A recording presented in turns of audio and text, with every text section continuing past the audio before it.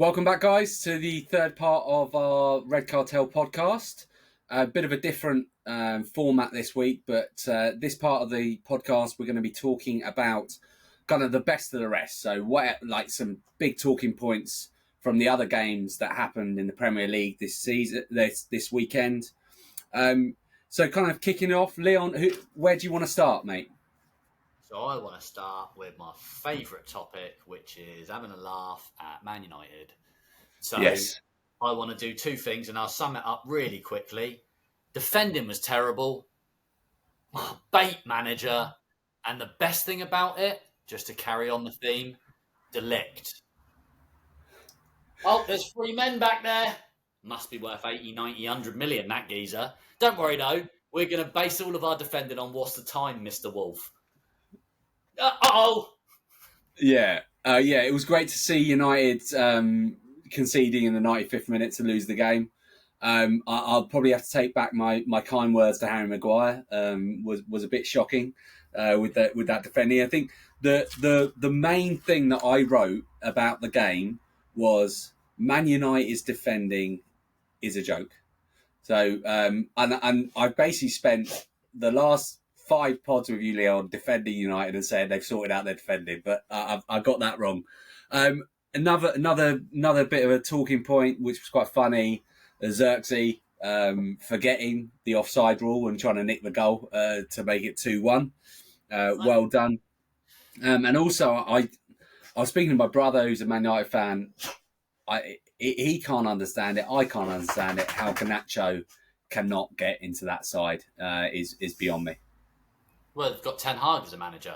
Actually, wait, internet. Ten Hag, 10-year deal. He's amazing. Get him. 10-year deal. Like, Man United fans, if you're watching this, obviously you're playing Liverpool on the weekend, so you can clip this up. And then if Man United manage to win the game, then you can abuse Leon all you like. We're big boys, so you can abuse us. Of course. Or you can stay in your cave because we're going to smash you. How about that? Yeah. I guess that's enough laughing at Man United, isn't it? Who's next? You choose the next game. What is the next one? I mean, I guess the biggest controversies of the weekend. Actually, I'll leave that to you. Then the Newcastle Bournemouth game. I'll talk very briefly about Man City Ipswich. One of the most predictable results that you'll have. Obviously, Man City winning 4-1. Haaland hat-trick. Again, we talked in the last pod. What's more likely? Is he going to score more or less than 4? He scored 3. Well played. But Leon, just want to mention we were talking in previous pods about what is the bar, like how egregious must the decision be for VAR to get involved. I've got the answer to everyone. The bar is you have to wear a Man City shirt. And if you wear a Man City shirt, VAR will come in and save you. How they sent the ref to the screen for that penalty? Yeah, it was probably a pen. Was it a clear and obvious error? No. Were they wearing a Man City shirt? Yes. It's like that little diagram, right? Does VAR get involved? Clear and obvious. No, doesn't get involved. But there's a little loving. No, wearing a Man City shirt? Yes, we'll get involved. That's my take on VAR. Well done, VAR. Yeah, I know. I totally agree. At least in a sense of I don't like Man City, and they tend to get a lot of decisions. And maybe it's because they win a lot that we hate that, but also maybe it's because of the number 115. I have no idea. Just saying. Just saying. Yeah. But yeah, that was kind of Man City Ipswich, pretty routine win for them. Nothing really special. Haaland scoring his hat-trick like he does. Unbelievable goal machine. But yeah, VAR getting involved for that penalty. Yeah, it was probably a pen, but was it was it clear and obvious? No. And why are you sending the ref to the monitor for that? I don't know. When there are so many more things that have happened over the course of the last couple of weekends that are far more obvious, and the VAR doesn't get involved. So that's my 2-minute sum up for Man City. That's how much I care about the Man City game. Leon, what would you who do you want to talk about next? Okay, well, the next game that I'm going to pick, Will, is I'm going to have a little look at the Bournemouth Newcastle game. Wow, this is a big one. Yeah, so there was two incidents that were incredible, like incredible.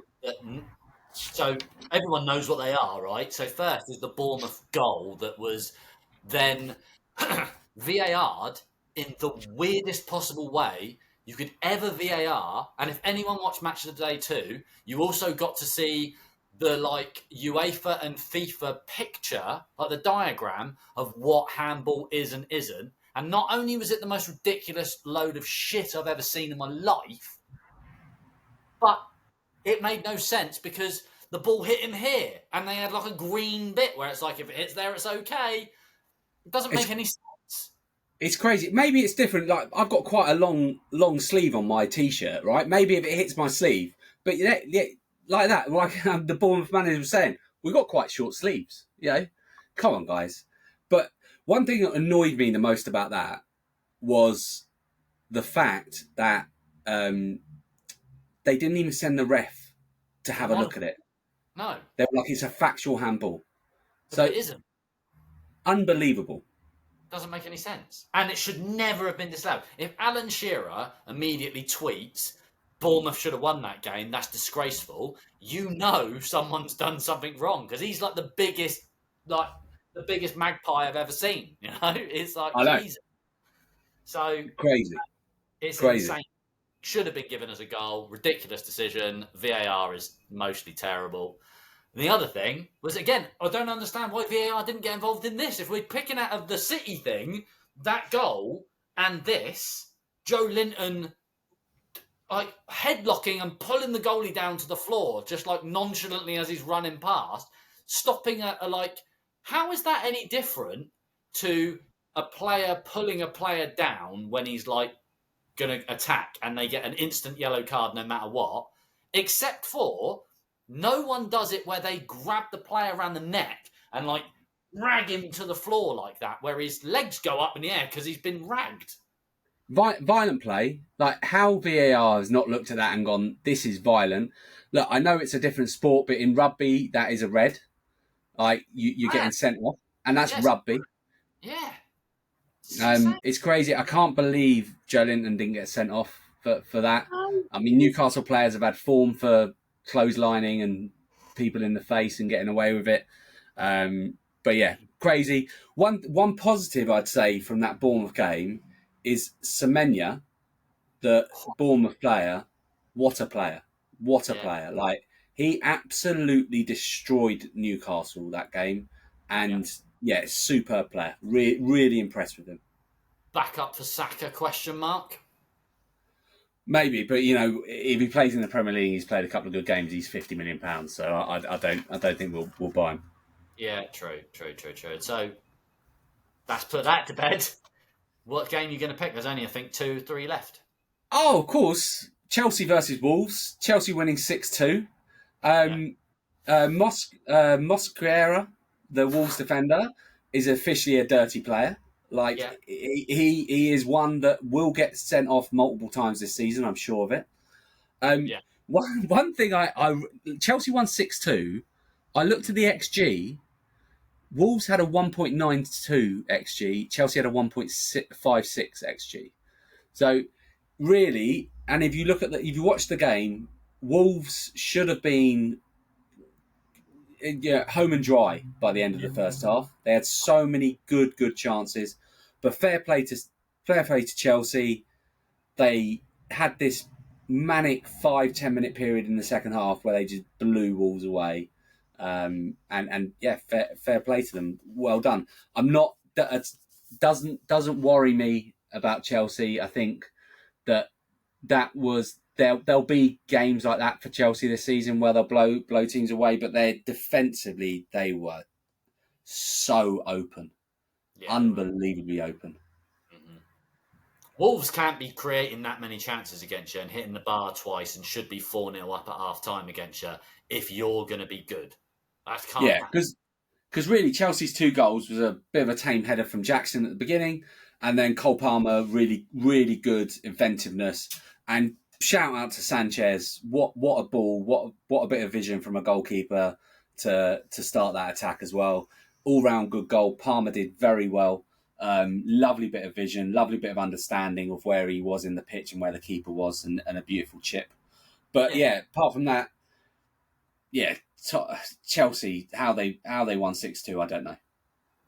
Well, I'll tell you how they won 6-2 is because Madueke employed he played the ultimate card of like, I'm going to call Wolverhampton a load of shit and then put so much pressure on myself that I have to now destroy them.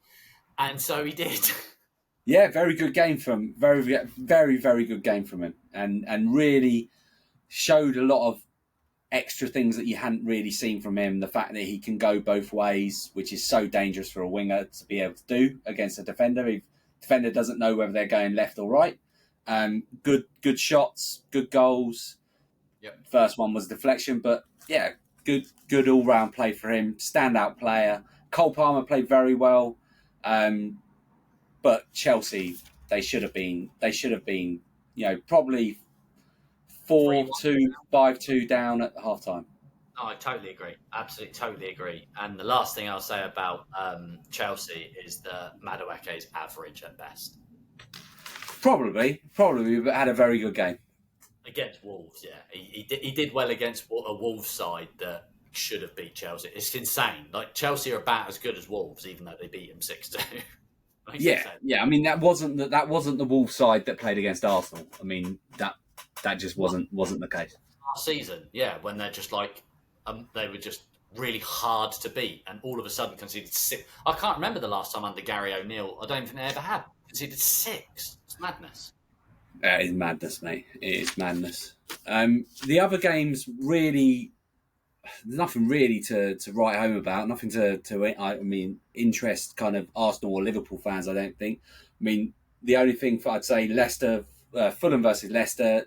Fulham won 2-1. Good result for Fulham, and the Arsenal old boys did it for them. So Emil Smith Rowe scores on it must be his home debut, and old Wobes Iwobi banged in a very good goal as well, and of course Leno was produced some good saves. What I will say to Fulham, and if you are listening, which you're not, but if you are listening. We have a lovely winger called Reece Nelson. So if you would like to come along and pick him up to reunite him with his former colleagues, please do. Well, yeah, that's a good bit of Del Boy in there, boss. But what I will say is I want to ask you a question. I just hopefully won't tangent too much, but how long is it going to take before Iwobi, the failed winger, who's now become a defensive midfielder, started as moved into midfield, then a defensive midfield. How long is it before he becomes a fullback? Is he a defensive midfielder, boss? You've said this to me before. I don't know who he is. Is he? I thought he was oh no, because Traore played the wing, so he plays centre now. I don't think so. He could, mate. He is a renaissance man. He's a man of many talents. He could definitely play in defence if he wants to. Yeah, a big fan of Iwobi. Big fan of Iwobi. Love him. Yeah. I'm sure you do because of your Arsenal connection there, but he's fairly average, isn't he? Yeah, because of his Everton connections, he's fairly average. So he's the same as Arteta? No. Take his name out of your mouth, please. And then the final 2 games, West Ham Palace. West Ham are your team this season. I didn't really pay much attention to the game. 2-1 West Ham. Fairly easy for West Ham, from at least again from the highlights of the game, because I didn't watch the game itself. From the highlights of the game, it's another one of those things where Crystal Palace seem to be a bit of a team where if they don't get the first goal, and when they're on top, and I know you could probably say this about a lot of clubs, but when they're on top, they really suffer. Yeah, really suffer, like Liverpool did last season, but we managed to somehow get ourselves out of it a lot. They don't have Nunez and Salah. I mean, I know they've got Eze, and they've got Well, that's it, really. But they got in, and he nearly scored. Yeah, well, they're going to have Eddie, so hopefully he can do something. What's And the is it Mateta's who's the striker? Meta? No, it's Mateta? not Meta. Nah, Mateta. He's not bad either. Mateta. Yeah, he's not bad. He played well for like France, but he sort of reminds me of like a sort of a blast from the past. Really, he sort of reminds me more of like a Dion Benteke. Dublin, like Dion Dublin striker. That's what he just Down reminds me of. Dublin. Mate, dubs, mate. Classic. Um, Classic defender striker, mate. Classic. That never happens ever in football. But yeah, Dion Dublin and Ben May. Not Ben May. It's Ben May, is Ben it? May. Ben May. He was a defender, midfielder, striker. Yeah, Played he was. everywhere. Renaissance man. Um, The original Wobie. um, what's the last? The last games are Saints Forest. Forest Southampton Forest. 1-0 Forest. and battered. Deserved to be the last game on Match of the Day. Yeah, battered Saints as well. I think my bias and love of Southampton because I was born there has led me to think they're going to stay up, and they are not. They are Burnley. They're really Burnley. Like I thought that Ipswich were Burnley. Turns out Saints were Burnley. Yeah, I mean, I thought that Forest would definitely come down this season. They seem to be grinding out some results, but still early stages for them to capitulate and collapse. But they do have Gibbs White, who seems to be a very good player. I remember when he got bought for like 45 million He a did. few seasons back. I thought, why are you paying that for him? But he really seems to be quite a good player, a good Premier League player. So he, Man, he could well keep them up. Man United level. Did you say Man United level? Yeah, that's him, isn't it? That's the geezer they need. Yeah. I mean, I would like him not to go there. He's better than their best midfielder, Scott McTominay, isn't he? That's what I'm Well, saying. McTominay is now he'll be wearing the blue of Napoli, mate. So we won't see stop. That's how much I pay attention to stuff, Man United stuff. Well, he's gone to Napoli. So He's gone to Napoli, mate.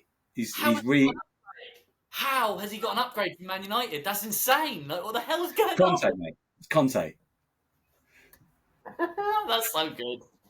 But yeah, Oh, guys, that was our very very quick roundup of the other games that took place. I hope you enjoyed it. It's nice and quick fire. The takeaway is happy United lose. Emil Smith Rowe scores his goal, and Man City and Newcastle have got something over the VARs because how they both ended up on the right side of those decisions, I do not know. But guys, that's the end of the pod today. Hope you enjoyed it. Let us know what you think. Put your comments below. And if you like the pod, you thought it was all right, you enjoyed me and Leon chatting shit for an hour or so, drop us a subscribe. yeah, and if you like any of the things that I'm saying, and particularly if you dislike anything, especially all you United fans out there that are, coming at me, it's all good. Like, I love it. Let's have a bit of banter. Let's have an argument about Delict. I mean, I'm obviously right. You saw it yourself. But if you want to be the team and the fans that don't back yourselves up and don't come at me, then you stay in your caves. I mean, next week when Liverpool get pumped 8-0 by you, you can come out the woodwork, can't you? But until that day, you can't. Yeah. So, guys, I'm going to cut Leon off before he declares war on all Man United fans. But yeah, we will be back later on this week with our preview of the Liverpool Man United game, probably the biggest game of the season so far. And also we will be doing our predictions podcasts to see kind of how poor I am at predicting. Leon is romping away from me at the moment. But yeah, guys, it's been an absolute pleasure. And look forward to hearing the comments on the videos. Yeah, see you later in the week. Bye all.